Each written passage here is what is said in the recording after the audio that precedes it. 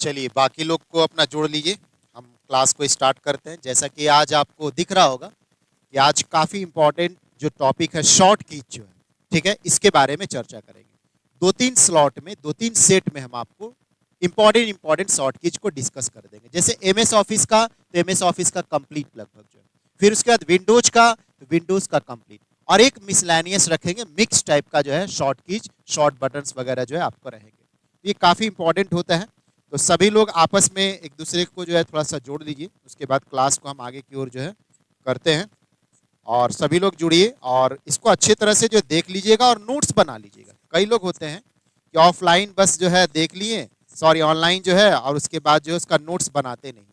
तो नोट्स नहीं बनाएगा तो पढ़ाई का कोई मतलब नहीं रहता, ठीक है। फिर आप मनोरंजक जैसे वीडियो हुआ ना, तो वैसे देखिए, और इसीलिए तो दिमाग पे असर नहीं करता है। दिमाग पे असर तभी करेगा जब कोई बात को पढ़े हैं, उसको आप मनन करिएगा, रिवीजन करिएगा।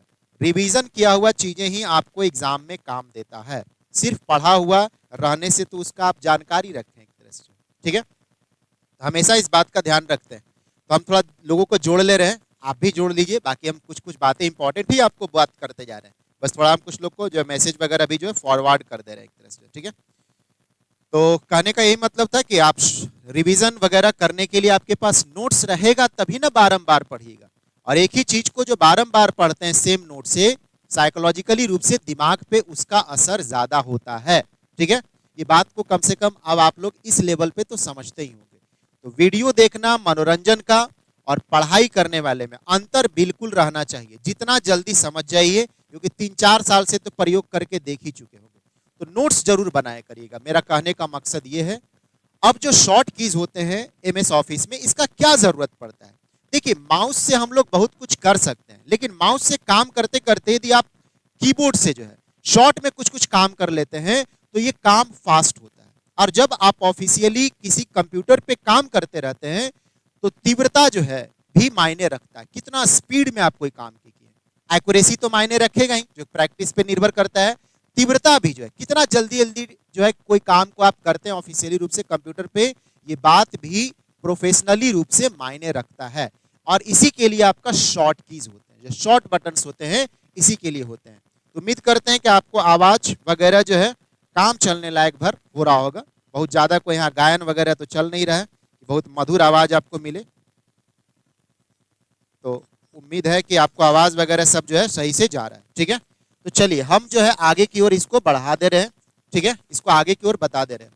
तो देखिए, शॉर्ट कीज को हम थोड़ा सा समझने लायक आपको बना दिए हैं कि इसमें जो शॉर्ट कीज आपका है, जैसे आपका कॉपी पेस्ट से संबंधित, जो कॉपी पेस्ट करते हैं, कहने का मतलब है इसको यहां से उठाएं और कहीं और रख रहे हैं, इसको कॉपी करना और या कट करना बोलते हैं। कॉपी और कट में अंतर होता है। कॉपी का मतलब होता है कि यहां से आप उठाइए और उस कॉपी को वहीं रहने दीजिए, और एक दूसरा कॉपी आप दूसरे जगह लेके चले जाते हैं। तो ऐसे मतलब ओरिजिनल जो कंटेंट है एक जगह रहने दीजिए, और उसके बाद एक अलग मल्टीपल कॉपी को जो आप तैयार करते हैं, दैट्स ए कॉपी। और कट का मतलब हो गया यहाँ पे कंप्यूटर के भाषा में, कंप्यूटर के भाषा में कुछ कुछ चीजें अलग अलग रहता है। कट का मतलब हो गया कि आप यहाँ से जो फाइल है या यहाँ से जो कंटेंट है उसको हटा ही लीजिए आप, और यहाँ नहीं रहना चाहिए, किसी दूसरे जगह जो डेस्टिनेशन है वहां पे आप उसको भेज दें, दैट इज कट। कट का मतलब ओरिजिनल कॉपी नहीं रहेगा, वही ट्रांसफर हो जाएगा दूसरे जगह, जो पाथ देते हैं, जो डेस्टिनेशन देते हैं। कॉपी का मतलब है ओरिजिनल जगह पे भी रहेगा और दूसरे जगह भी मल्टीपल कॉपी आप बना सकते हैं। कट में आप मल्टीपल नहीं करते, बस यहां से उठाए कहीं और लेके गए। कॉपी में 10-15 जो है आप कॉपी डुप्लीकेट तैयार कर सकते हैं। पहले तो ये बात समझिए। तो कभी कभी लेटर को सारा का सारा सेलेक्ट करना होता है, तो कंट्रोल ए बटन, कंट्रोल ए करिएगा तो सारा का सारा जो है ऑल सेलेक्ट हो जाएगा, ऑल सेलेक्ट हो जाएगा। जितना लेटर है, जितने सेंटेंस है, सब लिखे हैं वो इस पेज पे, सारा का सारा देखिएगा ब्लू लाइन से जो है वो आपका हाईलाइट हो जाएगा। इसका मतलब सेलेक्ट हो गया। अब आपके पास ऑप्शन है, या तो कट कर लीजिए या तो कॉपी कर लीजिए। तो कट करना है आपको, तो कट करने के लिए सी नहीं, कट करने के लिए कंट्रोल एक्स दबाना होता है। कंट्रोल बटन दबाते हुए एक्स दबाना है, ऐसा नहीं कंट्रोल दबाइए छोड़ दीजिए आप फिर एक्स दबाइए, कुछ काम नहीं करेगा। कंट्रोल दबाए रहते हुए आपको एक्स को जो है टाइप मारना होगा, टिपना होगा, कहने का मतलब प्रेस करना होगा बटन को जो, तो वो कट हुआ। और कॉपी के लिए हुआ कि कंट्रोल और सी को जो है एक साथ जो है प्रेस करिए, कंट्रोल को दबाए रखते हुए अगले अंगुली से जो है आप सी को प्रेस करिए, तो कॉपी हो जाएगा। अब जब कट या कॉपी कर लिए तो कहीं तो उसको चिपकाइएगा, कहीं तो उसको ले जाकर रखिएगा, दैट इज पेस्टिंग, उसका मतलब हो गया पेस्ट करना। तो पेस्टिंग करने के लिए कंट्रोल वी बटन को दबाते हैं, एक तरह से कंट्रोल वी बटन को। तो ये एक तरह से कॉपी पेस्ट से संबंधित बातें हुआ। सेलेक्ट करना है सभी को जो है तो हाईलाइट हो जाएगा वो, तो वो कंट्रोल ए, तो सारा का सारा सेलेक्ट हो जाएगा। ऐसे करना है तो फिर आप माउस बटन से उसको जो है सेलेक्ट कर लीजिए वहां से, जो फिर कॉपी बटन कर सकते हैं, ठीक है। तो कीबोर्ड से करने का मतलब होता है कि बटन का इस्तेमाल करिए, ठीक है। उस समय माउस का या तो मिक्सिंग कर सकते हैं, नहीं तो ऐसे कीबोर्ड से ही काम करने के लिए बोला जा रहा है, ठीक है। तो ये बात आपको समझ में आ गया कि कट कॉपी में क्या अंतर होता है और पेस्टिंग करना जो, ठीक है। अब जो है कभी कभी आप कोई चीज काम किए, लगा कि नहीं ये काम नहीं करना है, तो उसको फिर से करने का जरूरत होगा। तो फिर से करने का यदि जरूरत है तो रीडू। और मान लीजिए कोई ऐसा काम किए, लगा कि नहीं नहीं नहीं ये वाला तो कट करना ही नहीं था जो है, तो इसको अनडू करना। जो काम कर चुके हैं वापस पीछे वाले फेज में लेके जाना, पीछे वाले में जो है, इसको अनडू करना बोलते हैं। और कोई चीज किया हुआ है पहले से और फिर से उसको लाने की कोशिश में कर रहे हैं तो उसको रीडू करना बोलते हैं। समझिए बातों को, रीडू का मतलब फिर से करना, अनडू जो किए हुए थे उसको हटा देना। मान लीजिए आप सोचे कि इसको कलर को चेंज कर दिए, अब चाह रहे कि नहीं कलर अच्छा नहीं लग रहा है, इसको अनडू करिएगा, फिर लग रहा है ना ना बड़ा अच्छा लग रहा था, तो इसको फिर रीडू करिएगा।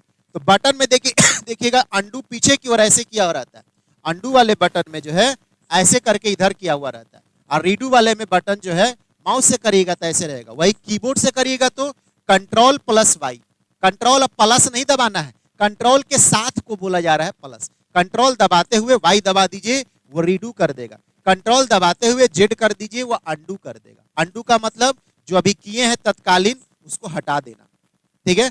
और रीडू का मतलब जो अभी जस्ट किए थे, कुछ हटा दिए थे, उसको वापस ले आना, उसको रीडू करते हैं। तो ये आपका शॉर्ट कीज में से काम करने का हो गया। अब लेटर का डिजाइन जो है, तो लेटर को कभी आप बोल्ड करने का कोशिश करते हैं, कभी आप उसको अंडरलाइन करने की, जैसे मान लीजिए बी लिखा हुआ है, इसको बोल्ड करने का मतलब हो गया कि थोड़ा और मोटा में लिखना, तो ये आपका बोल्ड हो गया जो, ठीक है। तो ये बोल्ड हो गया। और उसके बाद जैसे कभी इसको इटैलिक करने का जरूरत होता है, अंडरलाइन करने का जरूरत होता है, तो अंडरलाइनिंग का मतलब हुआ ऐसे करके अंडरलाइन करना, इटैलिक का मतलब हल्का तिरछा इधर की ओर आगे की ओर घुमा देना जो, जैसे ऐसे करके लिखा जाना, ये आपका इटैलिक हो गया, हल्का टिल्ट हो गया जो। तो ऐसा लेटर के साथ डिजाइन करना, तो कंट्रोल बी करिएगा तो लेटर को बोल्ड कर देगा। इसे कैसे बी है तो कैपिटल बी लिखेगा तो बोल्ड लिखाता है, कैपिटल को जो है कंप्यूटर में बोल्ड करके लिखने का तरीका भी रहता है, ठीक है। तो बोल्ड लेटर करना, मोटा कर देना, हल्का जो बोल्ड कर देना, ठीक है। मोटा अक्षर, पतला अक्षर, एक मोटा अक्षर जो है, ठीक है। तो ये करने के लिए ऐसा नहीं समझिएगा कि स्मॉल ए और कैपिटल ए वाला बात, जो भी है उसको बोल्ड कर देना जो, ठीक है, प्रभावी कर देना। तो वैसे के लिए आपको कंट्रोल भी करना रहता है, तो लेटर को बोल्ड करेगा, इसको बोल्ड करना बोलते हैं, इसको अंडरलाइन करना बोलते हैं, हल्का झुका देना उसको इटैलिक करना बोलते हैं। ये लेटर के साथ डिजाइन कर रहे हैं, तो अंडरलाइन करने के लिए यू, बोल्ड करने के लिए बी। यहाँ तो आपको सीधा सीधी है, हमेशा नहीं रहता है कि बोल्ड करना है तो बी ए से रहेगा वो, ठीक है। यहाँ पे है, बाकी पीछे देखे होंगे जैसे कंट्रोल एक्स दबाना है तो कट हो जाएगा, ऐसे आप सोच रहे थे कि सी होना चाहिए था, लेकिन ऐसा तो नहीं है, के भी चलता लेकिन के भी नहीं है। तो ये नहीं सोचना है कि जो लेटर को काम करने बोल रहा है बोल्ड, तो बी ही से हमेशा स्टार्ट होगा, ठीक है। यहाँ वाला पे आपका काम हो रहा है कि बोल्ड करने के लिए बी, अंडरलाइन करने के लिए यू, इटैलिक करने के लिए आपका जो है आई को आप दबाते हैं, एक तरह से ये काम हो रहा है। लेकिन ऐसा हर जगह जो है, ऐसा कि लेटर का शुरुआती दौर रहेगा, ऐसा जरूरी नहीं है, एक तरह से, ठीक है। तो ये बोल्ड करना, अंडरलाइन करना, इटैलिक करना, तो संयोग अच्छा है, इसको याद रखने में भी आपको आसानी हो जाएगा, क्योंकि वही नाम से जो है उसका शुरू का लेटर दिया जा रहा है। फिर मेनू या टूल जो रहता है, या ड्रॉप डाउन बॉक्स में काम करना, मेनू के साथ काम करना, ड्रॉप डाउन बॉक्स के साथ काम करना, जो नीचे की ओर बटन आता है उसको ड्रॉप डाउन बोलते हैं, और टूल के साथ काम करना। इसके लिए जो है, जैसे आप कोई नया फाइल खोलना चाहते हैं, खुला हुआ फाइल को क्लोज करना चाहते हैं, कोई पुराना फाइल है उसको ओपन करना चाहते हैं, तो ये सब जो काम करने के लिए आपको रहा करता है, इसको जो काम करने के लिए है, तो जैसे नया फाइल खोलना है, नया डॉक्यूमेंट्स खोलना है, तो कंट्रोल एन, तो ये आपका न्यू वाला का हुआ, नया डॉक्यूमेंट्स खुला।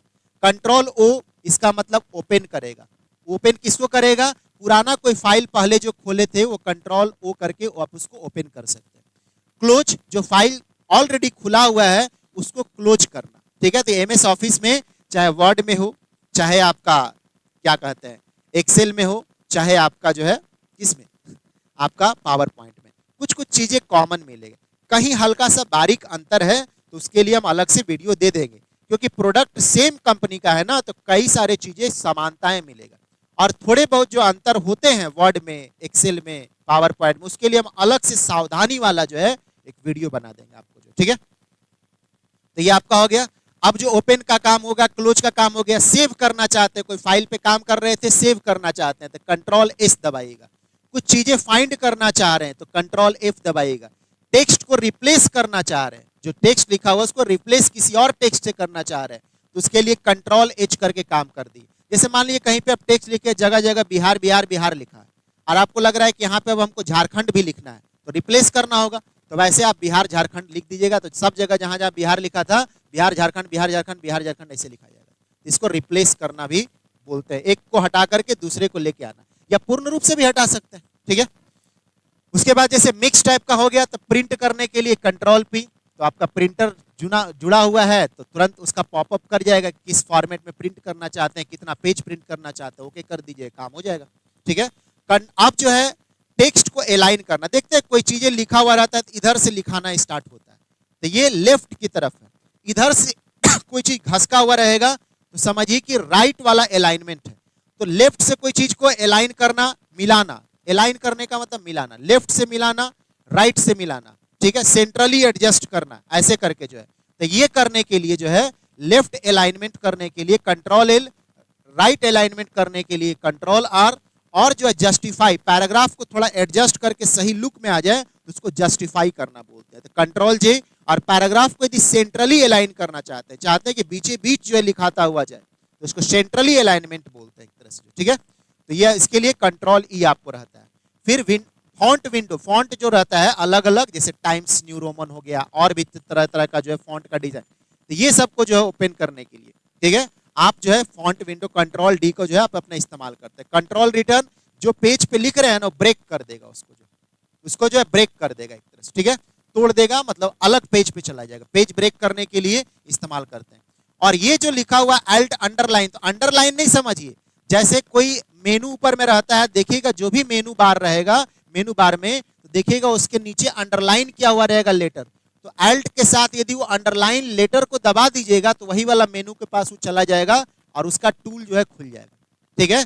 जैसे होम है, इंसर्ट है, पेज लेआउट है, तो देखिएगा उसके नीचे अंडरलाइन किया रहता है, तो अल्ट के साथ वो अंडरलाइन लेटर को जहां दबाइएगा, ठीक है, वहीं पे वो वाला टूल जो है उस वाले का खुल जाएगा। जैसे होम का है तो होम का खुल जाएगा, पेज लेआउट का है तो पेज लेआउट का खुल जाएगा, व्यू का है तो व्यू का खुल जाएगा, एडिट का है तो वो उसका खुलेगा। आपका कहने का मतलब ये है कि मेनू को ओपन करने के लिए अल्ट के साथ वो जो अंडरलाइन लेटर रहता है उसको दबाना रहता है, ठीक है, जो कि माइक्रोसॉफ्ट वर्ड में अलग रहेगा, स्लाइड्स वाले में जो पावर पॉइंट है अलग रहेगा, एक्सेल में अलग, तो जो रहेगा उसको आप शॉर्ट कीज का इस्तेमाल करते हैं, ठीक है। तो यही आपका जो रहता है, शॉर्ट कीज को अच्छा से पढ़ने पे दिमाग पे रहेगा, वरना प्रैक्टिस करिएगा तो दिमाग पे अपने आप रह जाएगा। कोई मोबाइल चलाना जानता है उसको पूछेगा ये बटन दबाने से क्या होता है, वो बटन तो बता नहीं देगा, वो बता देगा, और नहीं तो आपको याद रखना पड़ेगा, ठीक है। तो जो लोग इस्तेमाल करते होंगे उनके लिए कोई बड़ा बात नहीं है, ठीक है, जो इस्तेमाल नहीं करते उनको याद रखना होगा। तो याद रखने के लिए बहुत सारे जो शॉर्ट कीज होते हैं नहीं जाना है, जैसे आपको कुछ एंटोनिम सिनोनिम याद करना है, कुछ वर्ड मीनिंग, तो बैठ के डिक्शनरी ऑक्सफोर्ड रटने लगेगा, इतना मोटा जो है नहीं ना, कुछ इंपॉर्टेंट जो आते रहते हैं उसको आप करते हैं। उसी तरह से बहुत सारे शॉर्ट कीज होते हुए भी जो इंपॉर्टेंट शॉर्ट कीज है जो एग्जाम में आते हैं उसको पढ़ना चाहिए। कुछ लड़का सोचता है कि सर आप इतने करवाए हैं, बुक में तो इतना दिया हुआ है, तो पागल की तरह सोचिएगा, ठीक है, तो उतना दिया हो तो उससे भी ज्यादा दिया हुआ रहता और भी बुक में, जो तो बैठ करके वही डिक्शनरी बैठ करके रटिए फिर जो है, तो ये बात नहीं होना चाहिए। इंपॉर्टेंट चीजों के बारे में टीचर का काम जो है या अनुभव जो होता है पीवाईक्यू बनाने से यही ना होता है कि एग्जाम में क्या पूछे जा रहे हैं उसके हिसाब से आप काम करते हैं। मान लीजिए वर्ल्ड मैप के बारे में पढ़ रहे हैं तो एकदम एक एक चीज के बारे में, हर जो है देश के बारे में, उस देश के अंदर जितने भी आपको राज्य वगैरह है उसके बारे में, उसके अंदर जितना जिला है उसके बारे में, या फिर जो गली कुची सब के बारे में पढ़ते हैं, नहीं ना, जो मेन बातें रहता है उसको पढ़ते हैं। ऐसे तो पढ़ते रह जाएगा किसी चीज को जो, ठीक है। तो वैसे ही शॉर्ट कीज का होता है, जो इंपॉर्टेंट शॉर्ट कीज है उसको पढ़ने का जरूरत है, जो बार बार एग्जाम में आते हैं।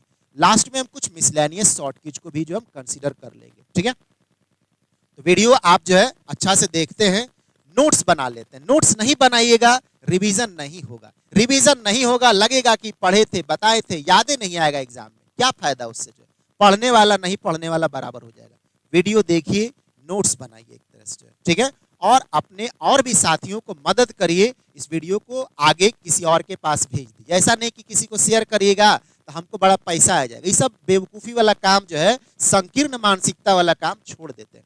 थोड़ा इंसान का उत्साह बढ़ता है एक तरह से, कौन मेरा बहुत व्यूअर है, कौन बड़ा सब्सक्राइबर है, क्या हो जाएगा जो, ठीक है, लेकिन एक उत्साह बढ़ता है जब हमारा मेहनत जो है कई लोगों के काम में आता है। तो ये उत्साह जो होता है, ये सबसे बड़ी बात होता है। नहीं लगता है क्यों पढ़ाए, जो क्यों बताएं, इसमें जो है छोड़ देते हैं एक तरह से, क्या हमको उससे होने वाला।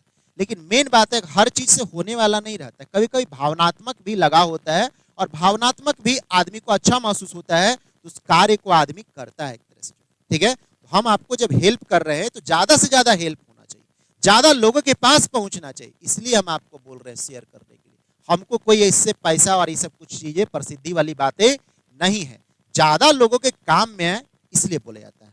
नोट्स जरूर बनाइएगा, ठीक है, कोई बात हो तो कमेंट में लिखते हैं, टाइप मारते हैं कमेंट में, ठीक है, कमेंट में लिखिएगा तो अगला वीडियो हो सकता है हम उसको कंसिडर कर ले उस चीजों को, क्योंकि आप हमसे जुड़िएगा तो कमेंट के थ्रू ही ना जुड़ सकते हैं, ठीक है। तो यहीं पर रहने दे रहे हैं, नेक्स्ट में फिर हम लोग मिलेंगे जो।